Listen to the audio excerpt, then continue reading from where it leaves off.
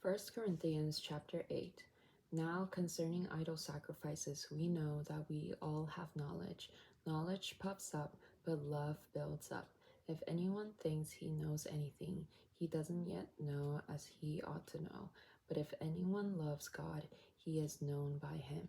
Therefore, concerning the eating of idol sacrifices, we know that an idol is nothing in the world, and that there is no God but one.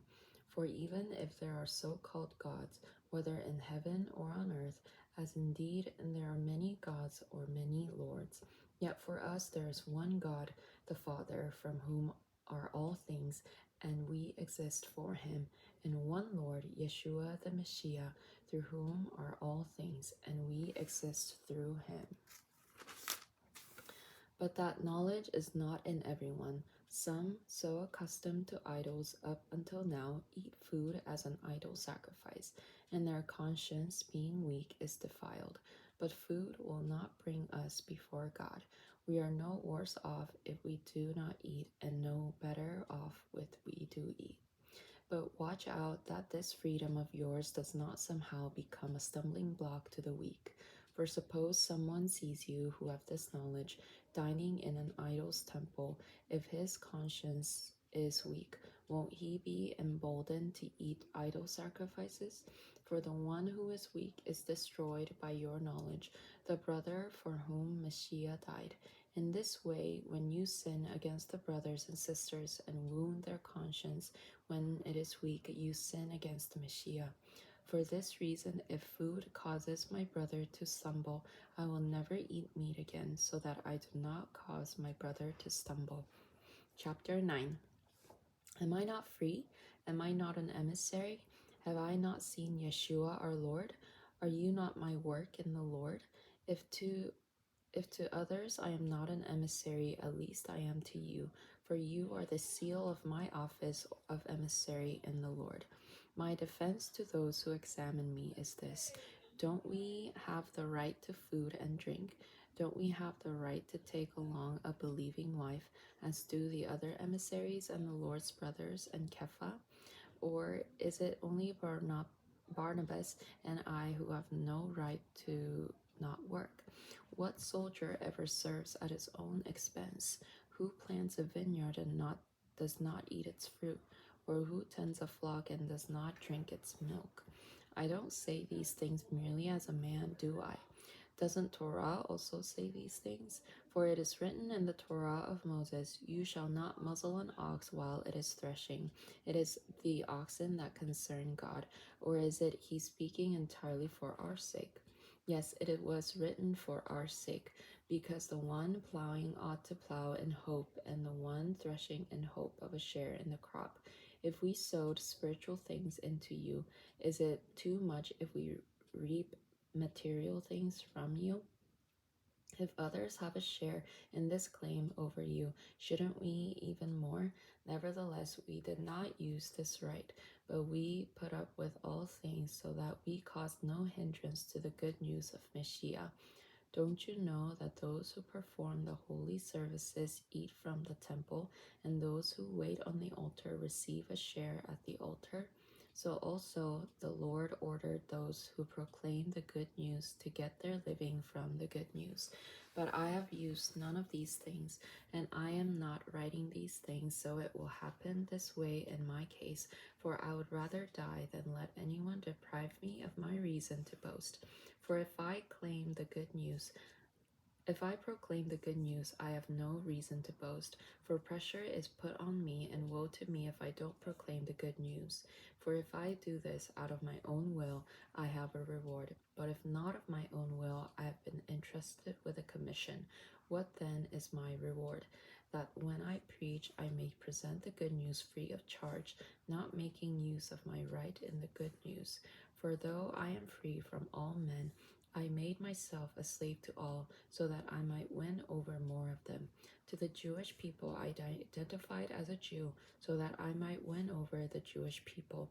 To those under Torah I become like one under Torah, though not myself being under Torah, so that I might win over those under Torah. To those outside Torah, like one outside Torah, though not being outside of God's Torah, but in Mashiach's Torah, so that I might win over those outside Torah. To the weak I became weak, so that I might win over the weak. I have become all things to all men, so that by all means possible I might save some. I do it all for the sake of the good news, so that I might be a fellow partaker of it. Don't you know that in a stadium the runners all run, but one receives the prize?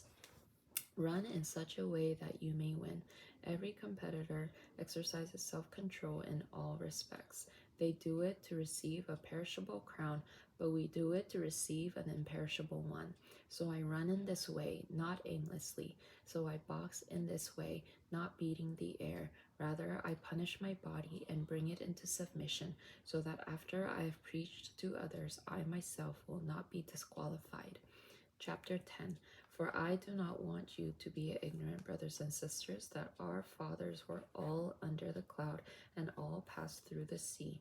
They all were immersed into Moses, in the cloud and in the sea, and all ate the same spiritual food, and all drank the same spiritual drink, for they were drinking from a spiritual rock that followed them, and the rock was Mashiach. Nevertheless, God was not pleased with most of them, for they were struck down in the desert. Now these things happened as examples for us, so we wouldn't crave evil things just as they did. Do not be idolaters, as some of them were. As it is written, the people sat down to eat and drink and rose up to play. And let's not commit sexual immorality, as some of them did, and in one day 23,000 fell. And let's not test the Lord, as some of them did, and were destroyed by serpents. And let's not grumble, as some of them did, and were destroyed by the destroying angel. Now these things happened to them as an example, and it was written down as a warning to us, on whom the ends of the ages have come. Therefore, let the one who thinks that he stands watch out that he doesn't fall. No temptation has taken hold of you except what is common to mankind. But God is faithful. He will not allow you to be tempted beyond what you can handle. But with the temptation, He will also provide a way of escape, so you will be able to endure it. Therefore, my dearly loved ones, flee from idolatry. I speak as to sensible people. Judge for yourselves what I say. The cup of blessing that we bless, isn't it a sharing of Mashiach's blood? The bread which we break, isn't it a sharing of Mashiach's body? Since there is one bread, we who are many are one body, for we all partake of the one bread. Consider physical Israel. Those who eat the sacrifices, aren't they partners in the altar? What am I saying then, that an idol sacrifice is anything, or that an idol is anything? No, I'm saying that what the pagans sacrifice is to demons and not to God, and I don't want you to become partners with demons. You cannot drink the cup of the Lord and the cup of demons. You cannot partake of the table of the Lord and table of demons. Or do we provoke the Lord to jealousy? We are not stronger than He, are we? Everything is permitted, but not everything is helpful. Everything is permitted, but not everything builds up. Let no one seek his own good, but the good of his neighbor. Eat whatever is sold in the meat market, without raising questions of conscience, for the earth is the Lord's and its fullness. If an unbeliever invites you over and you want to go, eat whatever is set before you, without raising questions of conscience. But if anyone says to you, this is from an idol sacrifice, do not eat it, for the sake of the one who informed you, and for the sake of conscience, not your own conscience, I mean, but the other person's. For why is my freedom judged by another's conscience? If I partake with thankfulness, why am I denounced because of something I give thanks for? Therefore, whether you eat or drink or whatever you do, do all to the glory of God.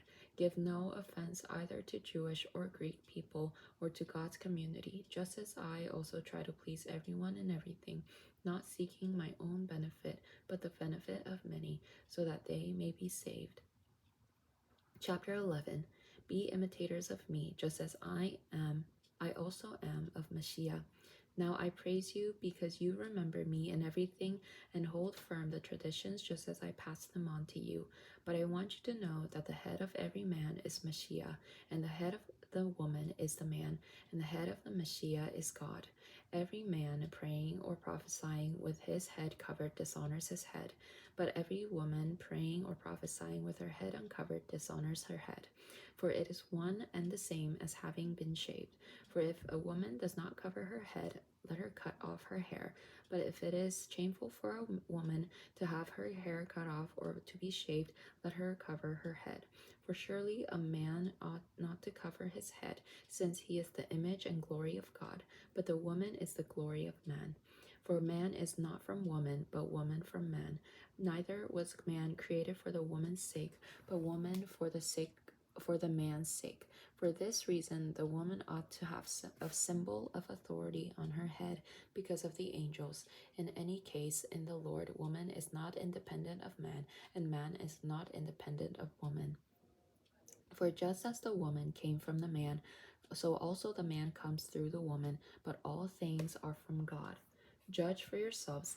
Is it proper for a woman to pray to God with head her head uncovered? Doesn't the natural order of things teach you? If a man has long hair, it is a disgrace for him. But if a woman has long hair, it is her glory, for her hair was given to her as a covering. But if anyone intends to be contentious, we have no such custom, nor do God's communities. But in giving you this instruction, I do not praise you, for when you meet together, it does more harm than good. For first of all, when you come together as Mashiach's community, I hear that there are divisions among you, and to some extent I believe it.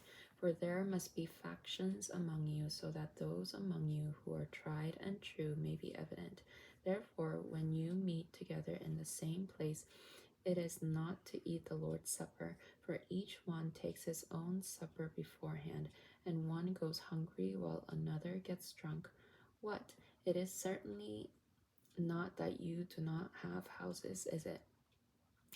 Don't you have houses to eat and drink in? Or do you despise God's community and try to humiliate those who have nothing? What shall I say to you? Shall I praise you? I don't praise you for this, for I received from the Lord what I also passed on to you, that the Lord Yeshua, on the night he was betrayed, took matzah, and then he had given thanks. He broke it and said, "This is my body, which is for you. Do this in memory of me." In the same way, he also took the cup after supper, saying, "This cup is the new covenant in my blood. Do this as often as you drink it in memory of me. For as often as you eat this bread and drink this cup, you proclaim the Lord's death until he comes. Therefore, whoever eats the bread or drinks the Lord's cup in an unworthy manner will be guilty of the body and the blood of the Lord. But a man must examine himself, and then let him eat of the bread and drink from the cup. For the one who eats and drinks without recognizing the body eats and drinks judgment on himself. For this reason, many among you are weak and sick, and quite a few have died. But if we were judging ourselves thoroughly, we wouldn't be coming under judgment.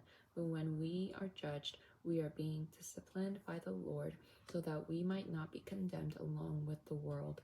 So then, my brothers and sisters, when you come together to eat, wait for one another. If anyone is hungry, let him eat at home, so that when you meet, it doesn't lead to judgment. And the rest I will put into order when I come. Chapter 12. Now concerning spiritual gifts, brothers and sisters, I do not want you to be ignorant. You know that when you were pagans, you were enticed by idols that cannot speak, and you got led astray. Therefore, I make known to you that no one speaking by the Ruach Elohim says, Yeshua be cursed, or no one can say Yeshua is Lord except by the Ruach HaKodesh. Now there are various kinds of gifts, but the same Ruach. There are various kinds of service, but the same Lord. There are various kinds of working, but the same God who works all things in all people. But to each person is given the manifestation of the Ruach for the benefit of all.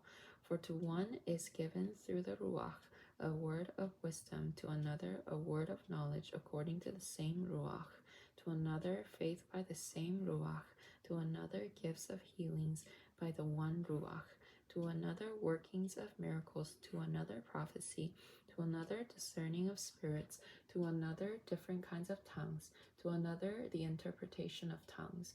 But one and the same Ruach activates all these things, distributing to each person individually as he wills. For just as the body is one and has many parts, and all the parts of the body, though many, are one body, so also is Mashiach. For in one Ruach we are all immersed into one body, whether Jewish or Greek, slave or free, and all were made to drink of one Ruach. For the body is not one part, but many. If the foot says, "Since I am not a hand, I am not part of the body," is it therefore not part of the body? And if the ear says, "Since I'm not an eye, I'm not part of the body," if it is it for this reason any less part of the body? If the whole body were an eye, where would the hearing be? If the whole were hearing, where would the sense of smell be? But now God has placed the parts, each one of them, in the body just as he desired. If they were all one part, where would the body be? But now there are many parts, yet one body. The eye cannot tell the hand, "I don't need you," or in turn the head to the feet, "I don't need you." On the contrary, those parts of the body that seem to be less important are indispensable. Those parts of the body that we think to be less honorable we clothe with great honor, and our unpresentable parts are treated with greater modesty. But our presentable parts have no such need. Rather, God assembled the body, giving more honor to those who are lacking, so that there may be no division in the body, but so that the parts may have the same care for one another. If one part suffers, all the parts suffer together. If one part is honored, all the parts rejoice together. Now you are the body of Mashiach and members individually. God has put into his community first emissaries, second prophets, third teachers, then miracles, then healings, helps, leadership and various kinds of tongues. All are not emissaries, are they? All are not prophets, are they? All are not teachers, are they? All do not work miracles, do they? All do not have gifts of healing, do they? All do not speak in tongues, do they? All do not interpret, do they? But earnestly desire the greater gifts, and still I show you a far better way.